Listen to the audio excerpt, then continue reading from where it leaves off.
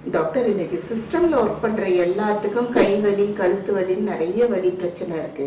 இதுக்கு சித்த மருத்துவத்துல என்ன பண்ணலாம் டாக்டர்? முதல்ல என்னன்னு பாத்தீங்கன்னா, நம்ம உடல்ல இருக்கக்கூடிய மலத்தை ஃபர்ஸ்ட் வெளியே தள்ளணும். அதுதான் ஃபர்ஸ்ட் ப்ரொசீஜர். உங்களுக்கு இந்த வலி ஏற்படுது அப்படின்னா ஃபர்ஸ்ட் பார்க்க வேண்டியது நமக்கு ரெகுலரா இந்த மோஷன்ஸ் வெளியாகுதா, இல்ல நமக்கு கான்ஸ்டிபேஷன் ஆகுதா அப்படின்றத முதல்ல செக் பண்ணி ஆகணும்.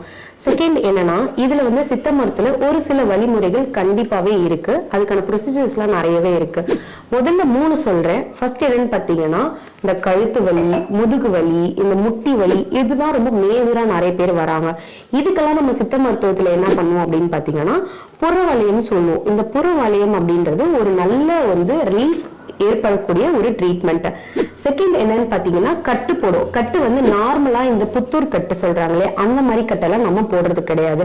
ஃபுல் அண்ட் ஃபுல் நம்ம வர்மா பண்ணுவோம். வர்மா ப்ரெஷர்ஸ் கொடுத்துட்டு பிளஸ் அதுல ஹெர்பல் நம்ம கற்றாழை ஜெல்லோ இல்ல எருக்கம் இலையோ இந்த மாதிரி இயற்கை முறையில இருக்கக்கூடிய ஒரு இயற்கை செடிகளை வச்சு நமக்கு கட்டு போடுவோம். கட்டு போட்டதுக்கு அப்புறம் 10 போடுவோம். 10 பாத்தீங்கன்னா ஒரு சில நம்ம மூலிகை சூர்ணங்கள் ரெடி பண்ணுவோம். அதுல முட்டையில மிக்ஸ் பண்ணி மேல அப்ளை பண்ற மாதிரி ஒரு 10 போடுவோம்.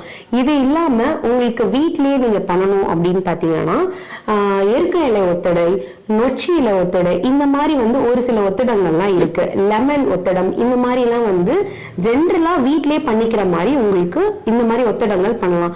அப்படி இல்லை எனக்கு சிவியரா இருக்கு, இப்ப முட்டி வலி ஏற்படுது, நீ ரீப்ளேஸ்மெண்ட் பண்றாங்க அப்படின்னு நீங்க அந்த அளவுக்கு போகாம அதுக்கு பதிலா நீங்க இந்த புறவலயம் சொன்னேன் இல்லையா, ஃபர்ஸ்ட் இந்த மாதிரி ட்ரீட்மெண்ட்ஸ் எடுத்துக்கிட்டீங்கனாலே உங்களுக்கு அதுல இருந்து நீங்க வெளியே வரலாம்.